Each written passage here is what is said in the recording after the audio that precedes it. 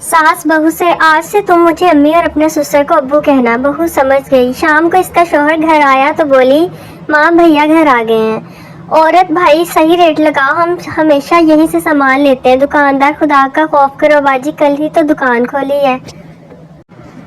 शौहर, आज खाना क्यों नहीं बनाया? बीवी, गिर गई थी और लग गई थी। शौहर, किधर गिर गई थी और कहाँ लग गई थी? बीवी, तकिए पर गिर गई थी और आंख लग गई थी। पाकिस्तान में लोग लड़ाई से पहले कहते हैं तू हाथ लगाकर तो दिखा, और लड़ाई के बाद कहते हैं तूने हाथ लगाया कैसे?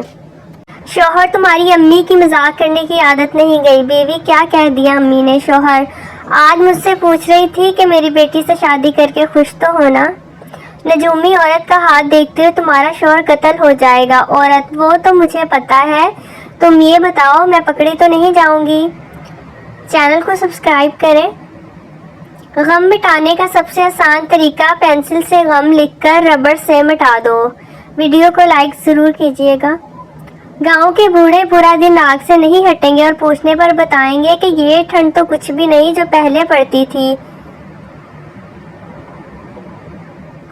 सुबह नहाते वक्त पानी में 1 चम्मच दूध ज़रूर डालिए ताकि आप भी सबको कह सकें, हाँ मैं भी दूध का धुला हुआ हूँ। मेरे चैनल को सब्सक्राइब करें, वीडियो को लाइक करें। अल्लाह हाफिज़।